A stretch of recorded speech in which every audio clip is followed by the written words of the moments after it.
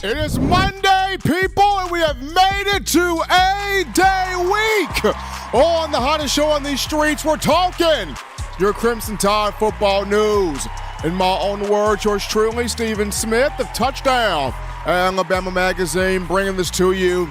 Come on in, welcome on in. We're bringing you the show from the magic city of Birmingham. We stream the show to you via YouTube. Speaking of the channel, you go ahead right now, you know what time it is. You hit that subscribe button. You tap subscribe right now. Get every friend, every family member, diehard Bama fan, casual Bama fan, consumer of Tide football to subscribe and share the show as well, because if you're feeling the content, they will also. Don't forget to like the show. Tap that like button. Give us a thumbs up right there. Show that support. We're trying to get the show out the gate 50 likes right here. We appreciate you guys. That daily Super Chat go $100. Daily Super Chat go $100. Thanks to the support there from all of you. Also, be sure to hit that notification bell so that way you miss absolutely nothing when it comes to your Crimson Tide news and notes there. But we definitely want to hear from you tonight, Bama Nation. You can do this by calling 205-448-1358. The number to call in to let your voice be made known, 205-448-1358. And one more time, 205-448-1358. Got my man Eli Walker in the production studio. A lot took place in the second scrimmage. So we're going to get into this right now. And so start this thing off here, Eli. I spoke to three people after the second scrimmage. Just three. Three people. One, a close source to the team. Two, boosters/donors.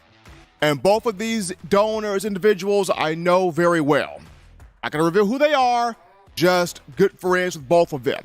And what I was told from these two donors, well, from one of the two donors, when you look at the Alabama quarterback race competition between Jalen Milroe and Ty Simpson, I was told by one of them who was at the scrimmage, Jalen Milroe is in the lead by the slightest of hairs. He is in front by a hair. And I asked the booster, how razor thin is the hair? He said, Steven, if the score was 51-49, that's how razor thin that hair is, that Jalen Milroe is leading this quarterback battle. The individual told me that both guys, Milroe and Simpson, had some good moments, but they both also had some struggles. Milroe had 2 pick sixes in the second scrimmage. However, he bounced back with big plays after each pick six there. Christian Story got him one time, and the other time, Jacquez Robinson got him. But going back to the booster, he mentioned, hey, Milroe had some struggles, but Ty Simpson had a bit more than what Milroe had. So right now, Milroe ahead by the slightest of hairs, according to one of the boosters, donors that I spoke with. The other booster told me, Steven, to be honest, if I had to scale this thing out, I would say it's 50-50. It's a coin flip. Any one of these two can take it. It's 50-50. I would wait, Steven, until the first game of the season or after the first game of the season before Saban makes his play. So one booster tells me it's Jalen Milroe by a smidget. The other one says, Steven, I can't call it. It's 50-50. That's being from both of those donors, boosters, right there. And starting this thing off of Jalen Milroe, more than likely, definitely the reason why he may be ahead by a smidget, by the thinnest of hairs at this point. Number one, the experience he did gain last year, coming in, replacing an injured Bryce Young against Arkansas. Saw some live bullets flying, made some plays there. And then against Texas A&M, where he got his first career start. Yes, the 3 turnovers, 2 lost fumbles in particular, but he did return with 3 touchdown passes, showing the ability to bounce back, helping Alabama get the 24-20 win. But this spring, he has improved as a passer. He has improved the accuracy. He has improved the decision-making. And Coach Saban mentioned after the second scrimmage, his pocket awareness was never an issue. Like, Milroe's pocket awareness was never an issue. The thing that kind of drove Saban slightly crazy about Milroe was when he tried to take off and run, but not hold the ball with 2 hands. And now Milroe's got an understanding of, hey, I got to hold the ball with 2 hands. I got to protect the football. It's the ball, the ball, the ball. Coach Saban has even gotten back to preaching this. We want every possession ending in a kick, punt, field goal, or an extra point. Now, he wasn't really preaching this message with Bryce Young as the quarterback, but we all know how special Bryce Young is and was at the University of Alabama. But now he's back preaching this message with the likes of Jalen Milroe and Ty Simpson. So we've seen improvement here where Milroe is concerned.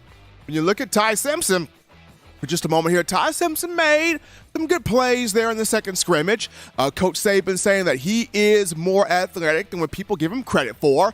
Ty can make plays with his feet. He can extend the play. He can move around. He can be explosive there in terms of the athleticism and made some big throws as well. But like I mentioned, coming from both of the donors I spoke with, one is saying Jalen Milroe in the lead by the slightest, the smidget of hairs here. The other one, hey, Steve, it's a coin flip. I can't call it. 50-50.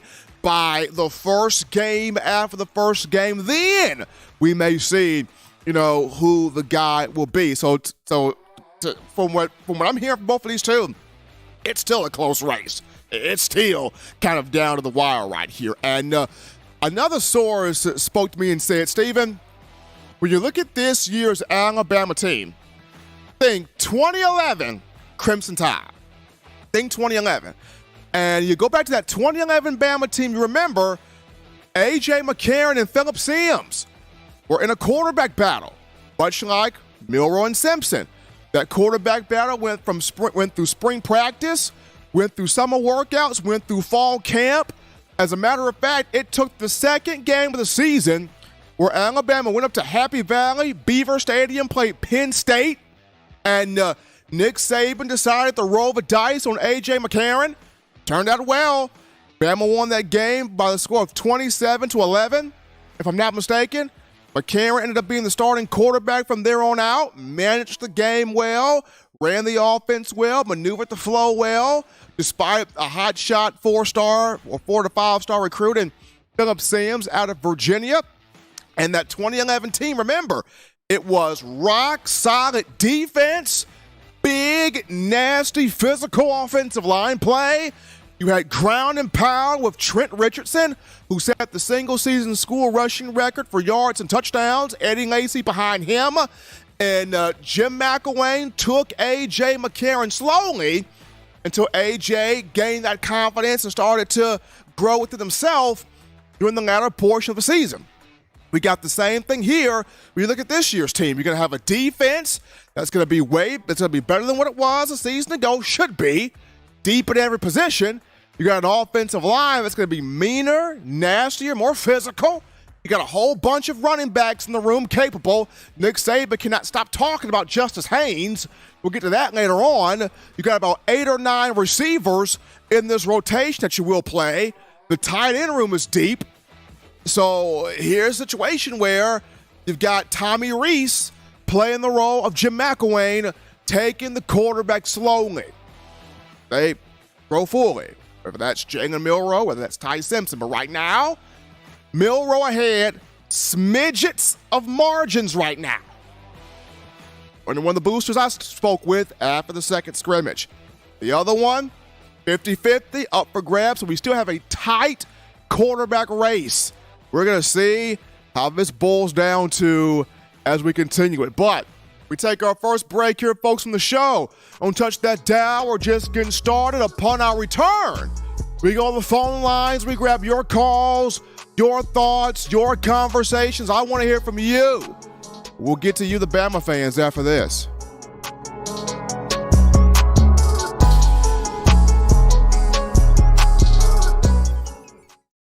Nine players have teamed up and released the Alabama Team Paper, which is a video yearbook they've put out for sale direct to fans. Now, for the first time, small dollar purchases from the fans can support the players as a group as well as a great cause, because $1 of every subscription payment is donated to the Boys and Girls Club of America. Be a 5-star fan base and support your team and a great cause with Team Paper. Check it out at teampaper.com/Alabama.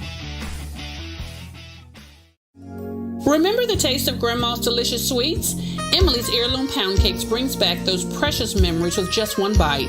Each cake made from scratch. They make the perfect dessert to share with family and friends for any occasion, and ordering is easy. Visit Emily'sHeirloomPoundCakes.com. Click the online store and shop. Then pick up your fresh cake at the kitchen in downtown Homewood. Order yours online at Emily'sHeirloomPoundCakes.com. Emily's Heirloom Pound Cakes, making memories from scratch. We're back inside the action here, folks, from the break. Hottest show on the streets right here on a Monday. In my own words, yours truly, Stephen Smith of TDA, fresh off Alabama's second scrimmage of spring ball. But we're in A-Day week. Spring game week. Spring game this Saturday, 2 o'clock p.m. Central Time from Bryant-Denny. Plan accordingly. Game will be streaming on SEC Network Plus. Not mistaken there. But A-Day game going to be awesome. Continue hitting that like button, hitting that subscribe button, making this your show to talk Crimson Tide football. We appreciate you guys. One, Seth McLaughlin, Alabama offensive lineman, on the Hey Coach show tonight, and he's donning a hat that says "Run the bleeping ball." He's got the hat on inside the Hey Coach show. It's all over Twitter, so he's endorsing what he wants to see Alabama do this upcoming season. But we take this call here. You're live on the show. What's happening? How we feeling? State your name. Where you calling from? Hey, how you doing? This is Rob from New Jersey. Hey, Rob, what's happening? Hey, brother, how you doing, man? First of all, I enjoy your show, man. Now, even though I'm in Jersey, I'm a big Alabama fan, man. So I want to talk about the linebackers. I've checked out your linebacking core, and I'm going to tell you right now, Jahad Campbell's going to be hard to keep off the field, man. Right. That kid reminds me of – he reminds me of Fred Warner. He flies around. He got good instincts. And, I mean, that kid's amazing. I like him. But I think because of his youth, I don't know. I hope they use him this year. I'm gonna tell you this, Rob. You are correct. It's gonna be dangerously hard to keep Campbell off the field. The 5-star from New Jersey. I know he went to IMG Academy, but Campbell, the bowl prep he had last year, preparing Alabama for Kansas State, was really big for him. He has played well all spring at inside linebacker. Coach Saban's been raving about him throughout the spring. They're not going to keep him off the field. He's going to see quite the amount of reps this upcoming season because he has grabbed the playbook. He gets it. He understands it. He's got the physical, natural tools. That kid's going to play. Well, I appreciate your information, man. Like I said, man, guys like you keep us all informed. And God bless you, man. Appreciate Rob calling in from New Jersey, talking about one Jahad Campbell. They're not going to keep him off the field. That kid can play. Now, whether he gets rotated in more so as a weak side linebacker or get some reps in the middle to sub out for somebody or just different situational looks, Jahad Campbell's going to play. That guy's got speed. He's got quickness. He's got versatility. He can blitz. He can shoot the gap. The guy can flat play. We're going to take this call right here. You're live on the show. What's happening? How we feeling? State your name and where you calling from. You're live on the show, caller. Unfortunately, we lost that call there, but 205-448-1358, number to call in. We got take this call. You're live on the show. What's happening? How we feeling? State your name and where you calling from. Hello, Stephen M. Good to hear from you, sir. This is Nicholas Johnson from Mobile, Alabama. How you doing today? Doing great, Nick, and yourself? I'm doing well. Can't complain. Just blessed to see another day. Absolutely. All right, so first I'm going to give, I know you're going to touch on it later, but got to give a big props to Jalen Hurts for getting that big contract. It was a beautiful thing to see. I was actually at his first game in Tuscaloosa back in 2016 against West Kentucky, so to see him get his just due now is pretty amazing thing to see. But I want to touch on the wide receiver room. The wide receiver room. So last year, we've seen Jermaine Burton. He came along eventually, but like even during Bryce's pro day, we've seen like a little drops here and there. So I'm interested to hear your take on like how the wide receiver room will shake up. Basically, I see Ja'Cory Brooks, Isaiah Bond in the slot, and I see Malik holding down that Malik Benson holding down that X position. What's your take? I can see Brooks, Bond, and Benson myself, but I still there's about 7 to 8 guys in this rotation that will play because Kobe Prentice is going to get in there. Kendrick Law is going to get in there. Coach Saban really likes him.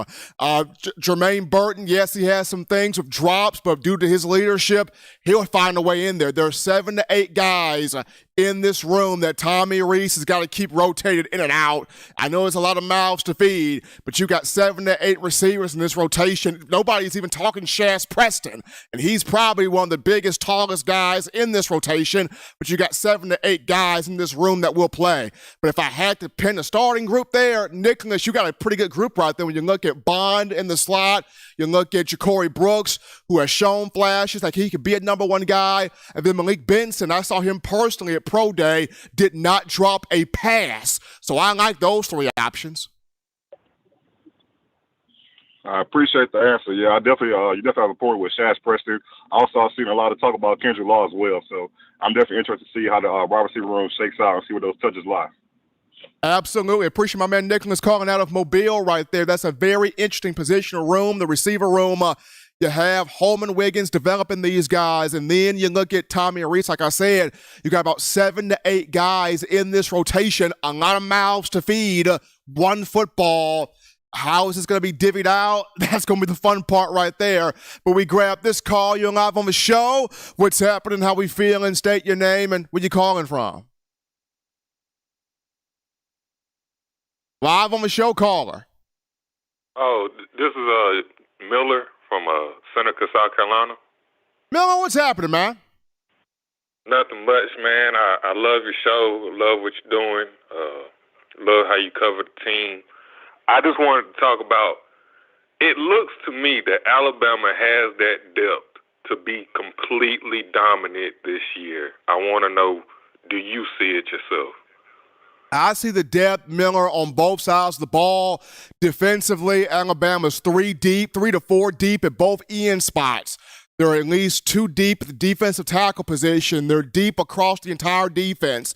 Offensive line is deep, mean, nasty. A running back room deep, receiver room deep. deep at tight end and multiple tight ends. So it's deep all across the board. The main thing is get the guys on the field that want it, and let's have those guys go after it. That sounds like a good problem to have. Roll Tide, man. Roll Tide. Y'all have a good night. Absolutely. Appreciate Miller calling in from South Carolina. It's deep across the board on this roster. The competition is everywhere in Tuscaloosa. Like I said, the main thing, get the guys that want to be dogs and get after it on the field, and those that don't want to be it, you can stay right there on the bench and hold the clipboard. But we take this call. You're live on the show. What's happening? How we feeling? State your name and where you calling from. Hey, can you hear me? I can hear you. I'm kind of worried about the quarterback room because when I'm hearing this from Georgia, they got a quarterback, and then he's so good, and his dude's good, and I'm worried right now if Alabama makes it and we go play Georgia, and we don't have who's our quarterback yet, we might get beat. I'll say this. I look at it like this. Quarterback for Alabama, both guys have had good springs, Jalen Milroe and Ty Simpson. It's close right now. Some have it Jalen Milroe by the slightest of hairs, but it's still close right now. The good thing about this is defenses don't know who to prepare for. You don't know who to prepare for Jalen Milroe. You don't know if you were to prepare for Ty Simpson. So this kind of works in Nick Saban's cap because defenses don't really know who's the guy for Alabama. Alabama quietly knows who's the guy for them, but the opposition doesn't know. So to be honest, this actually plays right into how Saban wants to have it done. Okay, can I say this? Go ahead. Can we play two quarterbacks? If Jalen Milroe, for instance, if Jalen Milroe falls off right now, I hope he doesn't.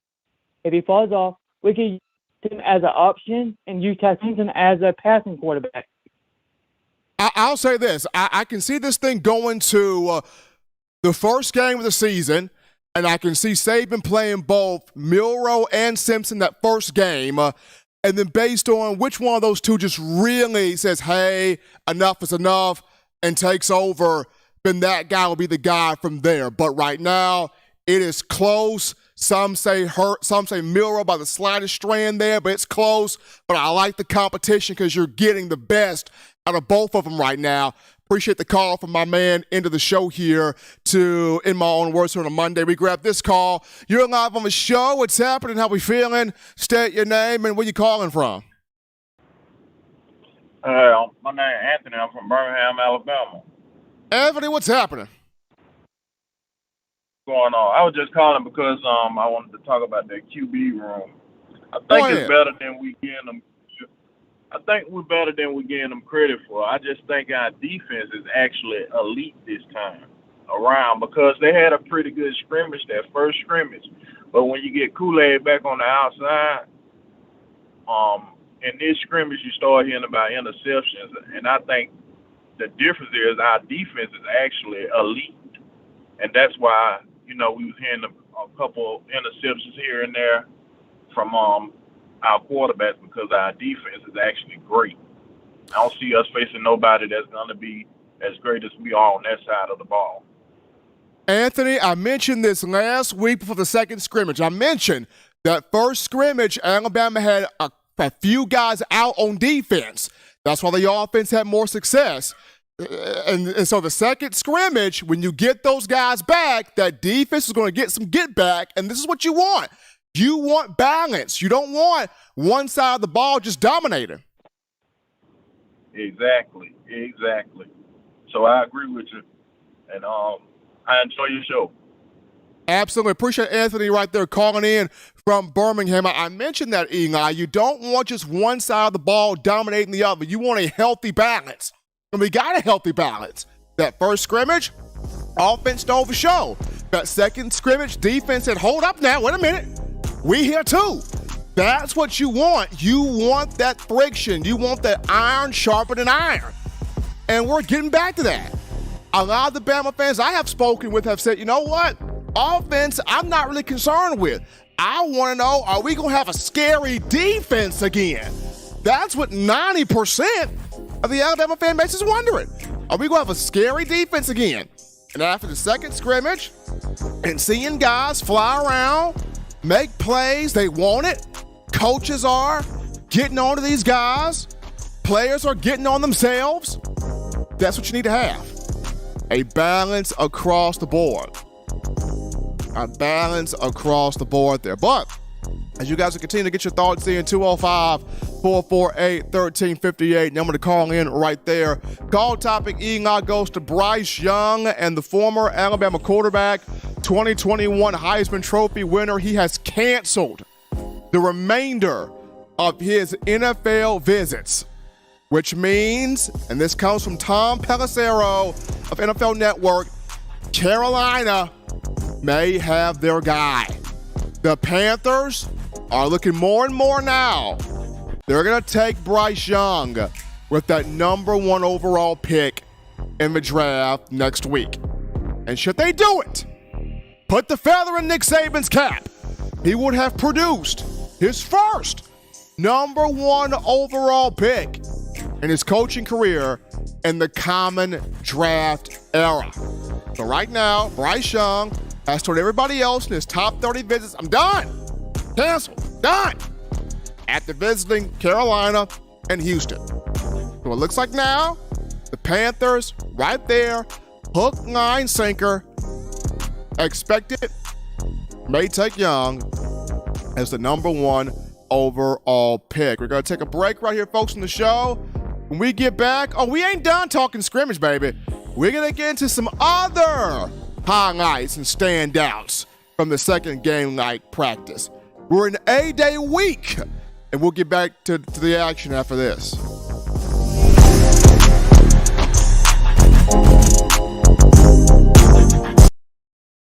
Touchdown Alabama Magazine is Alabama football's premier publication. A subscription to Touchdown Alabama Magazine is the perfect gift for any Alabama fan. For exclusive news and information, recruiting updates, a free annual print magazine, and more, go to touchdownalabama.com and click join. Only $7.95 per month, or pay $74.95 for a full year subscription. That's a yearly saving of $20.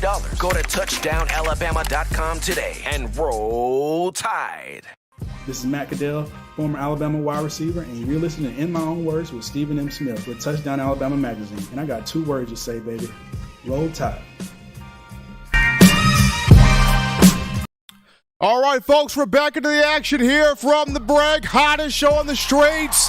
We're talking your Alabama football news on a Monday. In my own words, yours truly, Stephen Smith of TDA. A-Day this weekend. Plan accordingly, Saturday, 2 p.m. Central Time from Bryant Denny in Tuscaloosa. A lot to look forward to in the A-Day game. TDA, we'll be there, Eli. We'll be there. Check out that A-Day game, giving you all of that fantastic coverage right there. Be sure to hit that like button. Tap that thumbs up. Give us a like on the show. Hit that subscribe button as well.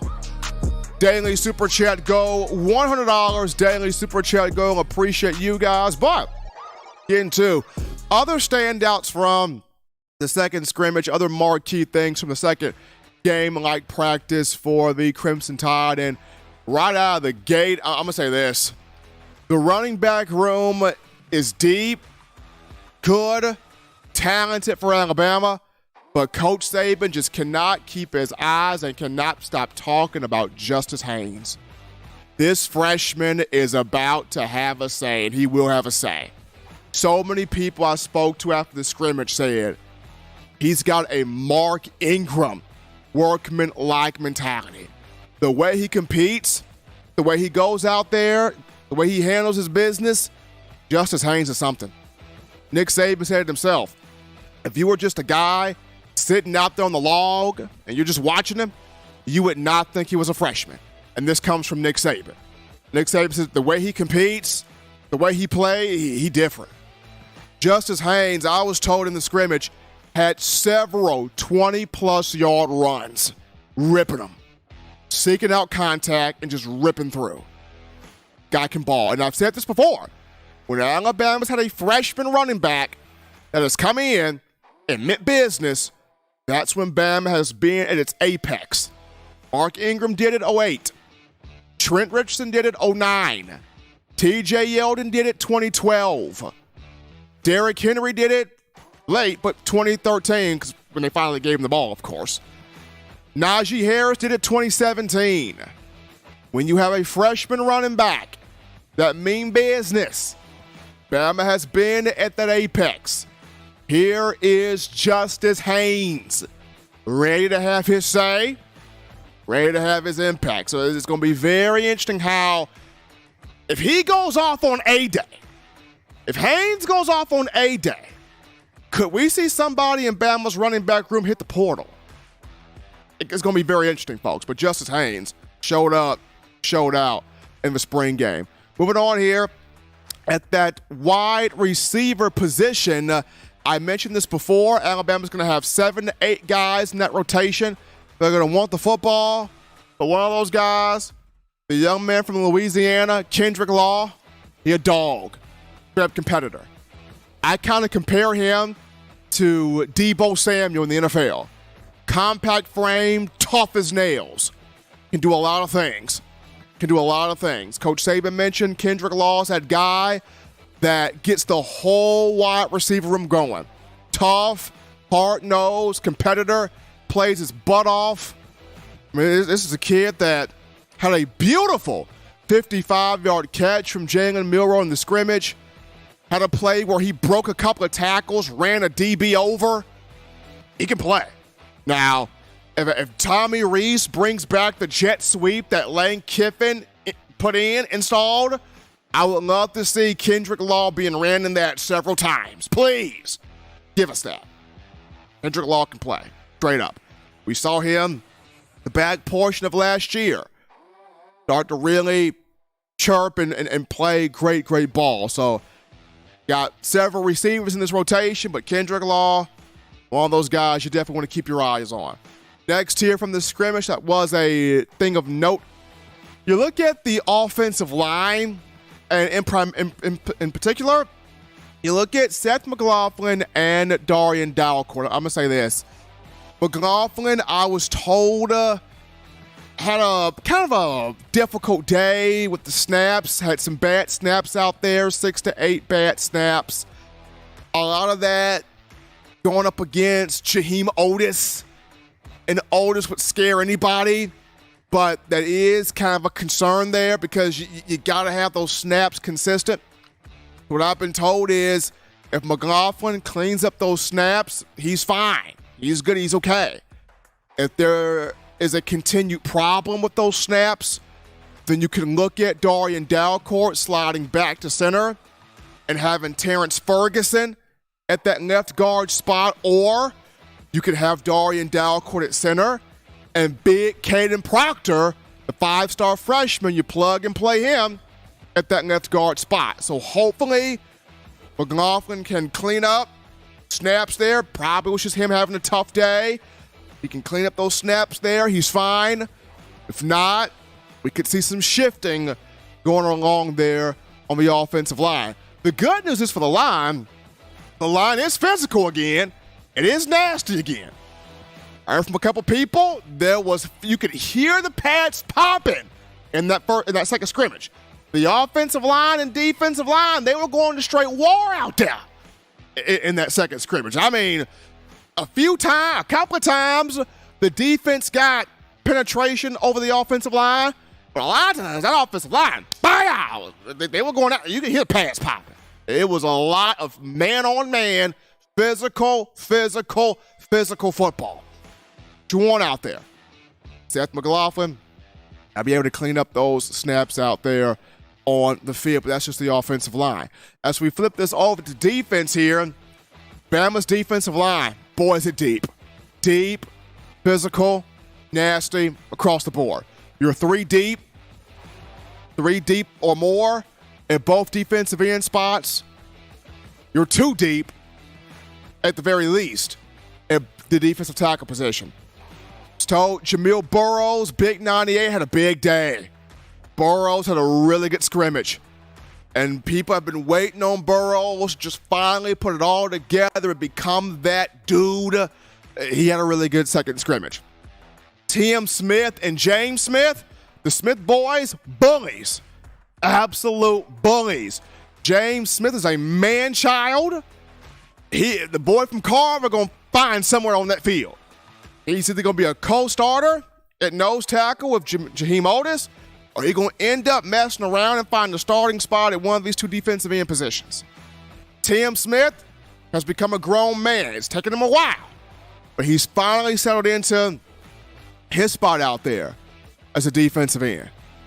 But this defensive line, deep, physical, ferocious, tough group, can get after the run, get after the quarterback as well. We look here at the inside linebacker position. Right now, at middle linebacker, it looks like Tresman Marshall, the transfer from Georgia, has taken that command.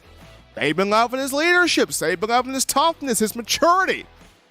But it looks like Tresman Marshall has taken that command. Now, Kendrick Blackshaw ain't out of it just yet. He ain't completely out of it just yet.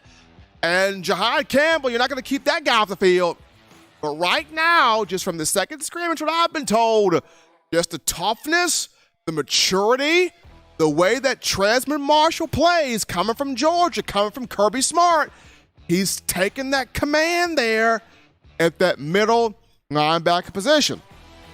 There's Tresman Marshall. When you look at the Alabama defensive secondary, here's what kind of gets fun. Christian Story. If Christian Story can lock up one of these two safety spots, it can really be fun. Story had a really good second scrimmage, y'all. I was told pick 6 off Jalen Milroe, Christian Story. He got one. Nick Saban said it. Great ball skills, great coverage skills. He knows what he's doing out there. Just for Christian Story, playing with a bit more consistency every time out. So what does that translate to me?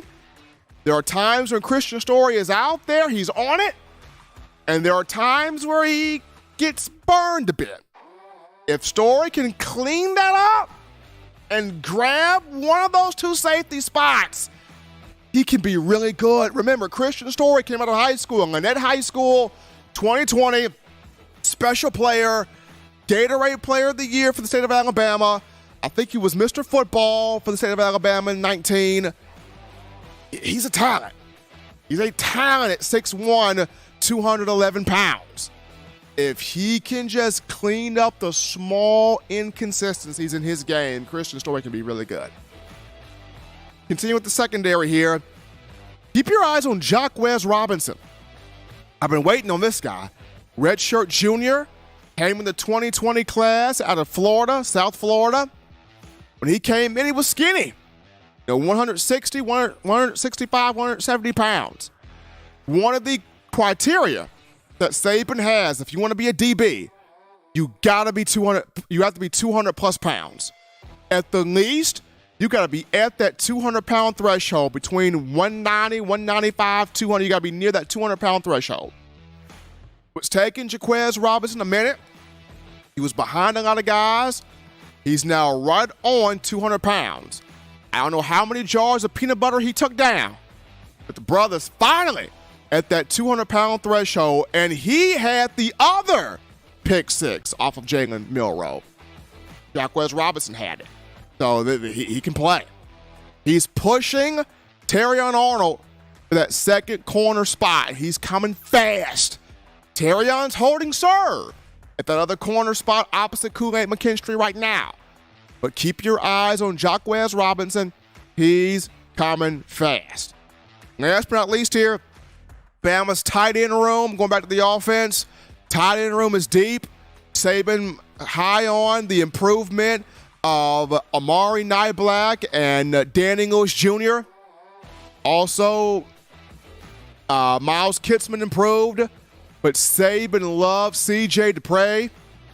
He has come in, and he's emerged as the best tight end coming in from the transfer portal out of Maryland. Saban mentioned Dupre. He can do all three things for you. He can block in the C gap. He can be an H-back. He can split out wide, catch the football as a tight end, as a receiving tight end. He can do all three. All three things. I was told he was targeted 15 times in the second scrimmage, used all throughout the offense. Bama's got an elite, legit tight end, and to pray it'll be fun to watch him in this upcoming season. But, folks, it's going to take us here to another break. Don't touch that dial. When we get back, we'll return to the phone lines. We get your calls, your thoughts, your conversations. We get back to you, the Bama fans, after this.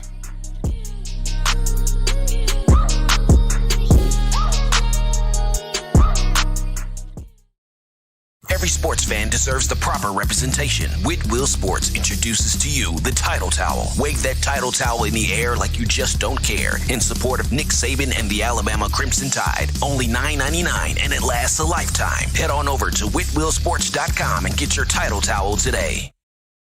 Touchdown Alabama Magazine is Alabama football's premier publication. A subscription to Touchdown Alabama Magazine is the perfect gift for any Alabama fan. For exclusive news and information, recruiting updates, a free annual print magazine, and more, go to touchdownalabama.com and click join. Only $7.95 per month, or pay $74.95 for a full year subscription. That's a yearly saving of $20. Go to touchdownalabama.com today and roll Tide. We are back to the action here, folks. From the break here, number one form, talking Bama football news. In my own words, yours truly, Stephen Smith of TDA on a Monday. Appreciate you guys. Continue to tap that like button. Hit that subscribe button as well. Make this your show, your space to talk Bama football. We appreciate you guys. I know there was some conversation in the chat about Earl Little II. Little right now still in that spot at that nickel position at star. He's still the guy at that star position. Hopefully he grabs it and latches onto it and is the guy at that star position. But he's still viewed as potentially the starter there at nickel for your Crimson Tide. But we go to the phone lines to grab your calls. The call segment brought to you by the Blue Wrench Gang, 205-448-1358. Number to call in, 205-448-1358. We take this call. You're live on the show. What's happening? How we feeling? State your name and where you calling from. Hey, Steve, how you doing? This is Tony J. out of San Antonio, Texas. How we doing, Tony? Doing good, man. I like your show, man. Been watching it for years. I like the Bama standard that y'all represent.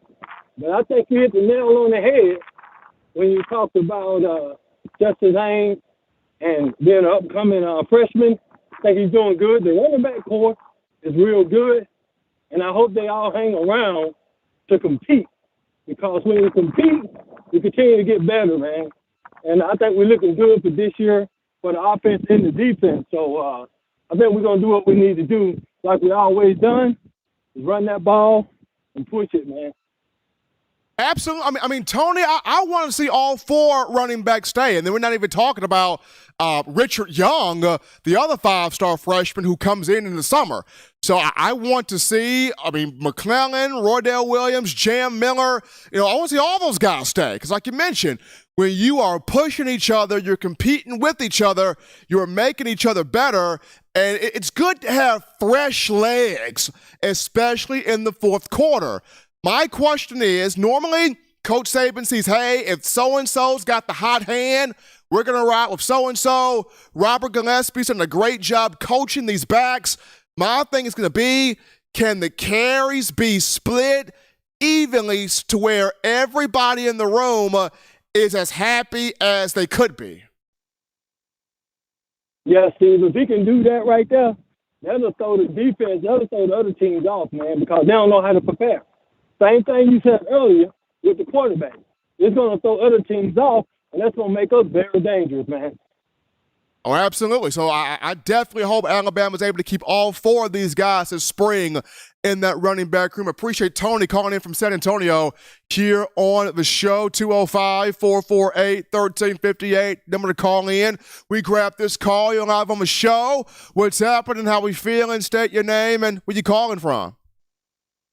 Hey, Steven. This is Peter from Jay, Florida. How you doing? Doing great, Peter, and yourself. Hey, good. Thanks. You just answered my question. I I guess I missed that Richard Young is not on campus until summertime, huh? He will not be in until the summer, but I mean, he's a load too. He's a bruiser back. He's got speed. Now, Justice Haynes, I guess a bit more compact. He can do a little bit of everything, but Richard Young is no slouch. That guy's a baller also. Yeah, no, thanks for going over that, because I was like, nobody's talking about Richard Young at all, and now it makes sense. But I agree with you. I don't know what's what usually, but I trust in you guys. And it seemed like before spring ball, when Justice Haynes and Richard Young were both still in high school, right, that Richard Young, from my view, was getting a little more talk than Justice Haynes. I mean, you could call him 1A and 1B pretty much, right? But so that's an interesting dynamic now that Haynes has gotten that extra time on campus, which is why you come early, and we'll see how it plans out. We'll see how it plans out, and then even with Young, we've seen a lot of Alabama freshmen, Peter, that they don't come early, but they come in the summer and they just turn heads. I remember Minkah Fitzpatrick, 2015. He did not come early. He came in the summer, and he literally took two people's jobs in the secondary. I remember Jalen Waddle. He didn't come early in 2018. He came in the summer, and people were calling him the human joystick. So, I mean, you have those guys that they may not come in the spring.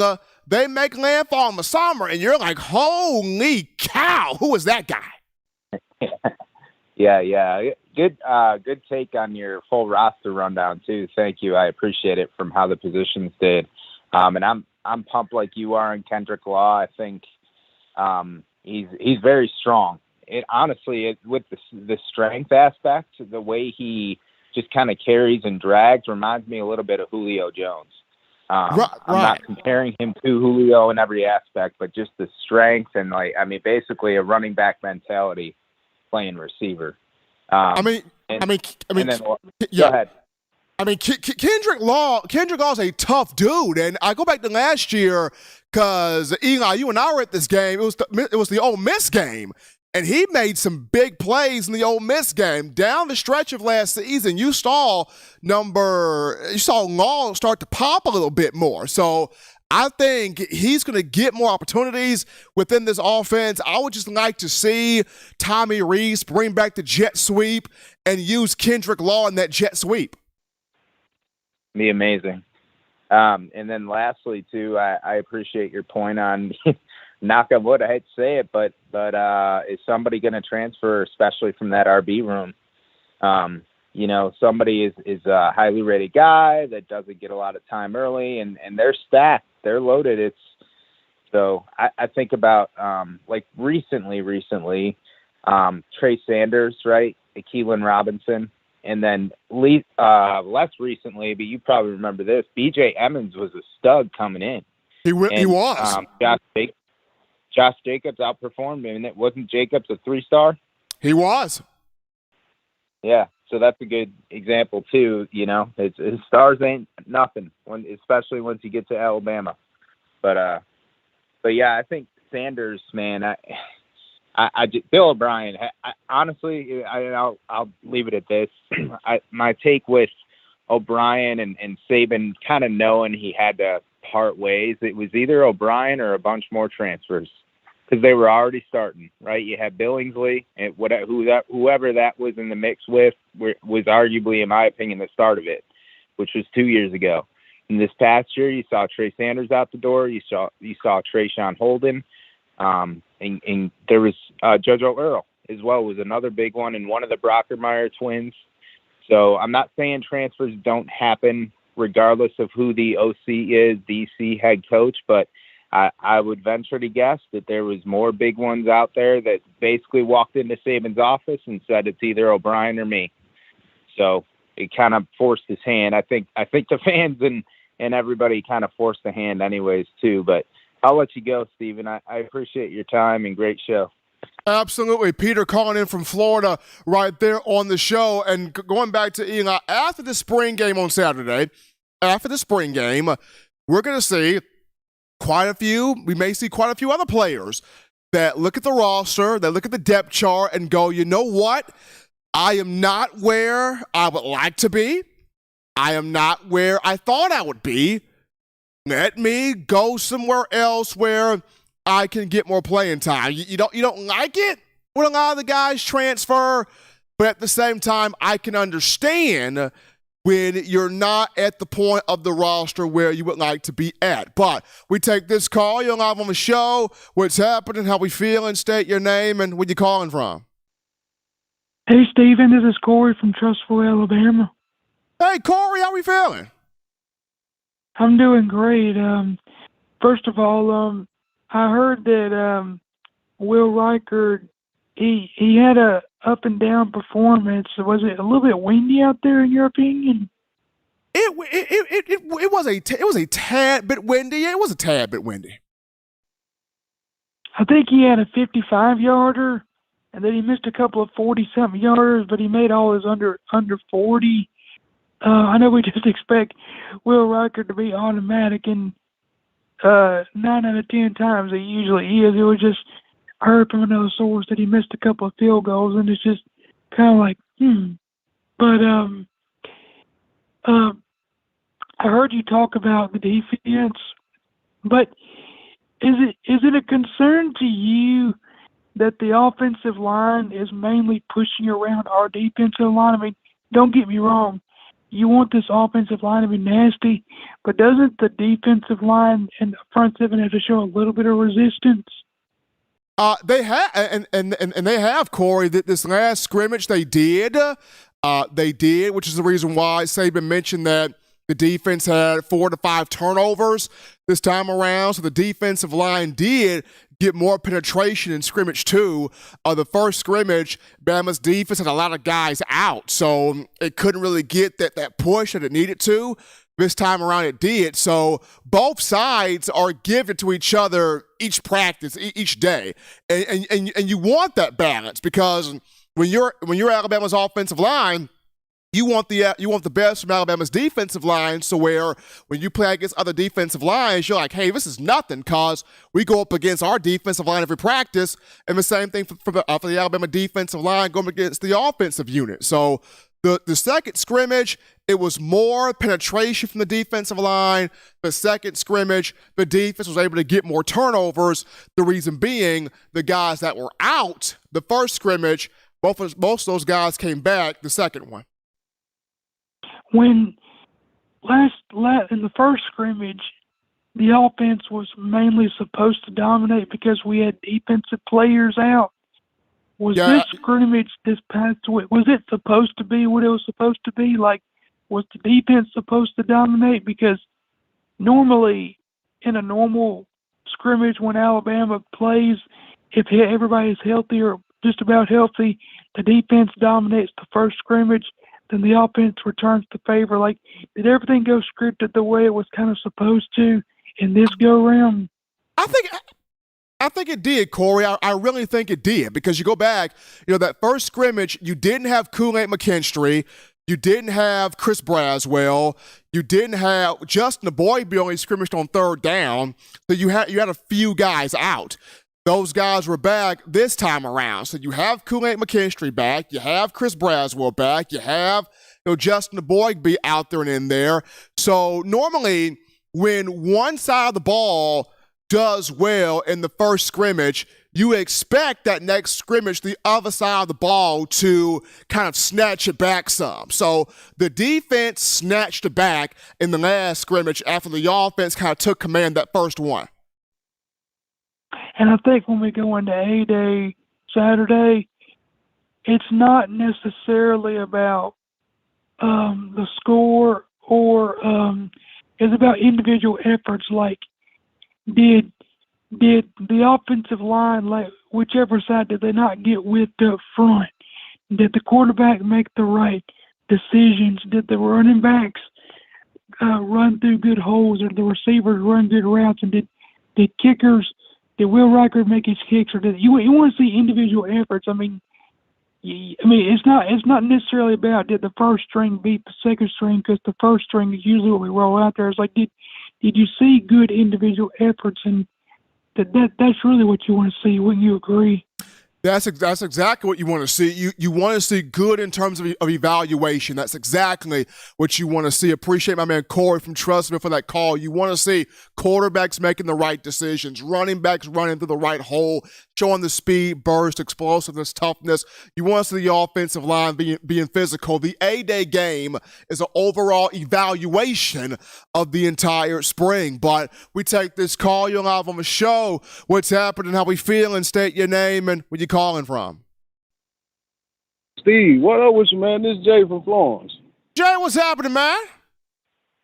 Chillin', man. What up, man? You gonna have a booth or something set up? They gonna have a Touchdown Alabama booth set up where we can come get our picture with the famous Steve, man? We got it. We got it, man. It's set up. Where y'all gonna be? We gonna be on the west side of the stadium, the west side. My eyes gonna be 100 feet wide looking for you, Steve. All right, I'm there. Yeah, man, I'm liking the good news. The best news I heard was the offensive line setting the tone, Steve. When you hear that? When you hear that, that's just Big Ben being big man, man. And that's what we need to hear, Alabama. That's exactly, Jay, what Saban is saying. The offensive line is setting the tone. J.C. Latham said it the first day of practice. We want ruthless. That's our mentality. And they've shown it the entire spring. The right side of an offensive line with Booker and Latham have shown it. The left side of that offensive line, Elijah Pritchard is growing fast at left tackle. I really like what he's been doing. Eric Wolford, year 2 with him in the system. The guys are taking on his grittiness. These men are being men out here now. Man, Steve, I feel like depth is king, man. We got. You remember when John Calipari won the national title? Now, this basketball, he was running the platoon system. Well, all 5 players came out at the same time. I feel like that's how our tight end room, running back room, receivers, D-line, like that's how it should be. Because if we talk about the second team D-line, all them boys can go anywhere in the nation and possibly be an All-American. And that's our second, possibly third team people, Steve. We got to go deeper in our team, I feel. How you feel? Alabama's got to go deeper in the rotation, Jay, and that's the reason why you are having that's why you're having these competitions, these battles, because you want to see how good is my entire rotation and being able to trust everybody within that rotation. And I think having the coaches that you got on staff now, offensively and defensively, and even the support staff guys, Clinton Dix has come in here in a player development role, and he got everybody in check. What about is Dalcourt? Is he gonna be officially a guard from here on, or how? What you know about him? Right now he's a guard. He's at left guard as of right now. He's a guard. With the first team, we don't have no first team, second team, but he pretty much been out there with Latham them. He pretty much been out there with Booker and Latham. Yeah, Dalcourt's been out there. Man, yeah, Steve, that's gonna be pretty nasty, there, man. I'm just excited, man. Steve, hopefully, God willing, I can make it down there. I'm trying to get my picture with Steve. I'm gonna blow it up 100 feet big so I can have it all posted through my house. All right, Steve. Hey, do that, Jay. Do that. Roll Tide, man. I love y'all, man. The 8-day game can't get up fast enough, man. Absolutely. Appreciate my man Jay from Florence calling in. We're going to definitely have that 30 by 40 picture for Jay. That 30. I know they got 10 by. I know they got 8 by 10s, but have you ever even seen a 30 by 40 picture? I mean, we're going to have to get one of them. 30 by 40 photo right there. 205-448-1358. But I'm going to call in 205-448-1358. Got another interesting call topic here, and this is Bama in the NFL. 2 Crimson Tide players, or former Crimson Tide players, are choosing to skip their respective voluntary voluntary work off-season programs for their respective teams. And the two players skipping this, Quinnen Williams of the New York Jets, Josh Jacobs of the Las Vegas Raiders. The reason why? Wanting bigger contracts. Quinnen Williams this past season had career high in sacks with 12, career high tackles for loss 12. NFL first team All-Pro. Made the Pro Bowl. Big season for Q last year. And after seeing Aaron Donald reset the market for defensive tackles, Aaron Donald of the Los Angeles Rams, we've now seen Daron Payne get paid. Jeffrey Simmons of the Tennessee Titans got paid. So here's Big Q. Where my money at? So you got Rich Cimini, ESPN national reporter for the Jets. He's saying that Q is looking at between $23 and $25 million a year where his next deal is concerned. So he is skipping the voluntary program for the Jets because, and the Jets know this, the Jets and Q's team, they're trying to come together on a deal because Quinnen Williams is one of the most important players on that team. When you look at Josh Jacobs, it's the same thing. Wanting a bigger contract. Jacobs, the Raiders did not pick up the fifth-year option on his rookie deal. Jacobs was taken number 24 overall in the 2019 NFL Draft. Jacobs betted on himself, and he proved himself right. Won the NFL rushing title last year. Had 1,356 yards rushing off 340 carries with 12 touchdowns. Josh Jacobs had 6 100-yard games a season ago, including 229 yards rushing and a 40-34 win for the Raiders over the Seattle Seahawks. Josh Jacobs won his money. He has not signed his franchise tender, which if he would have signed it, he would make a little over $10 million. He don't want that. He wants the big bag. So Jacobs, Quinnen Williams, skipping the voluntary program workouts for their respective teams until bigger contracts are made. So a little bit of Bama in the NFL news for you right there. We take our final break here on the show. When we get back, we have a discussion paying homage to one Jalen Hurts. What happened with the former Alabama legend this week, starting today? We'll get into it after this.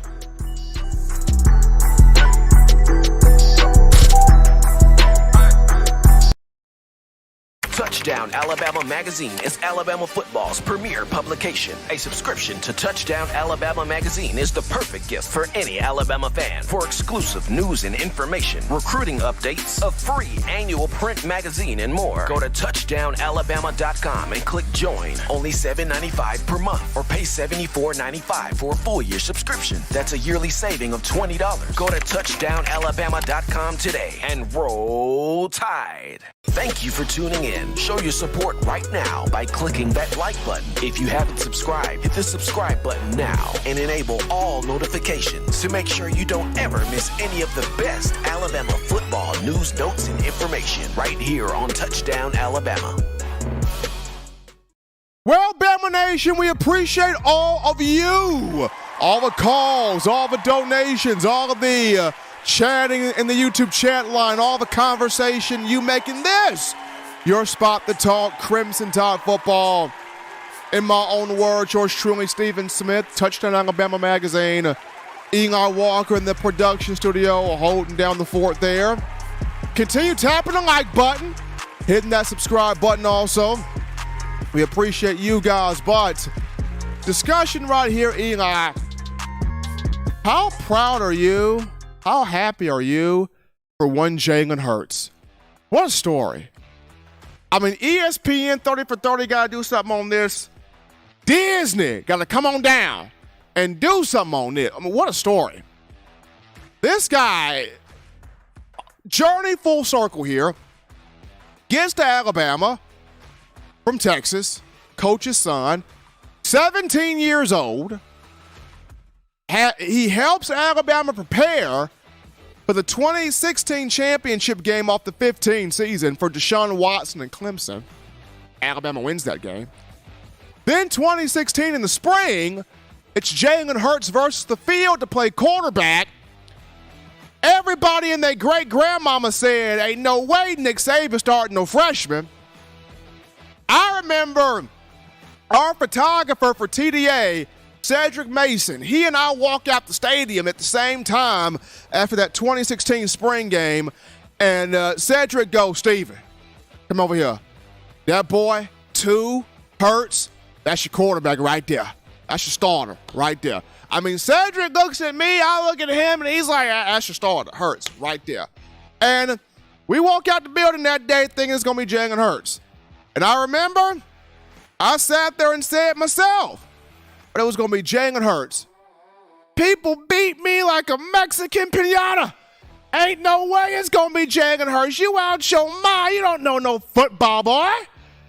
But Jalen Hurts became the guy. Became the guy for Alabama football. Took him to a national championship.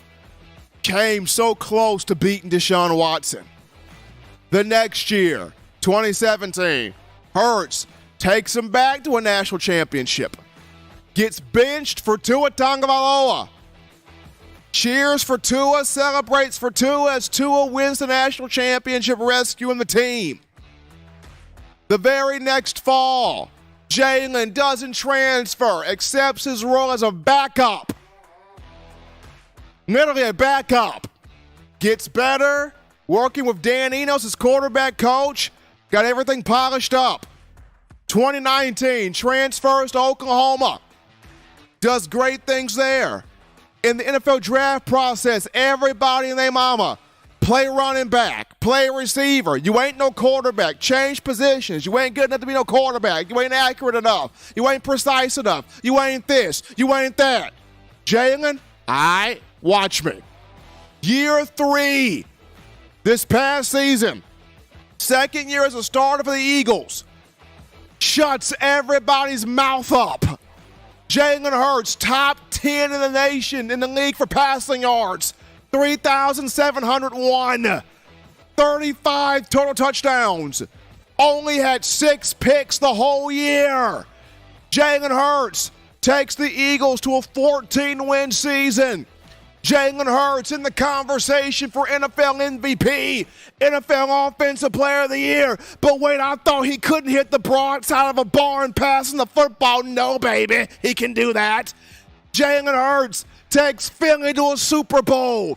Outplays the great Patrick Mahomes on live TV. Did you not see that? Outplayed Patty Ice, Patty Mahomes boy. Patrick Mahomes. Jalen Hurts sets records in the Super Bowl. 304 passing yards. 4 total touchdowns.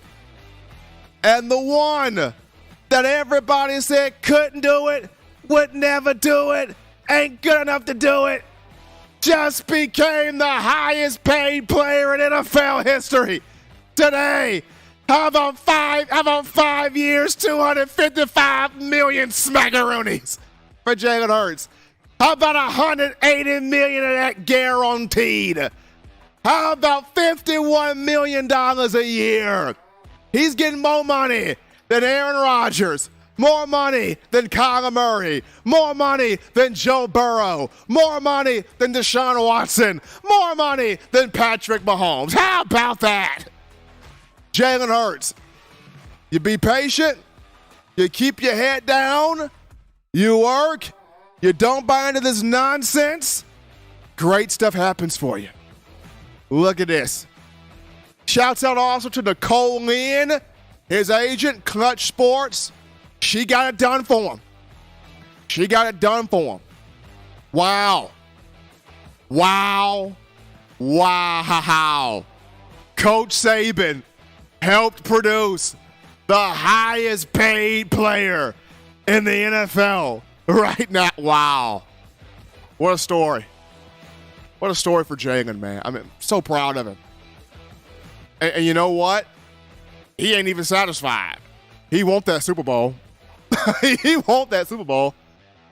And with the Eagles basically re-signing everybody back, he got a great shot to get it. That man only 24 years old, Eli. Think about that. Eli, he only 2 years older than you. $255 million. I don't know what I would do with that many zeros and commas, man. $255 million. Good God from Zion. What would I do with that much? I don't even want to think about that, right? I don't even want to think about it that much. Y'all probably wouldn't hear from me for about 3 years. I'd probably go backpacking across the country. Nah, I wouldn't do that. That wouldn't be me backpacking across. That don't even sound. Does that sound like something I would do? Nah, I would not go backpacking across the country. Nah, wouldn't do that. But kudos to the Jalen Hurts, man. What a story. What a story. Proud of him. And what's crazy to see it all coming to full fruition. From me breaking the story about him being the starting quarterback for Alabama all the way back in 2016 to him now being the highest paid NFL player. Very proud of that.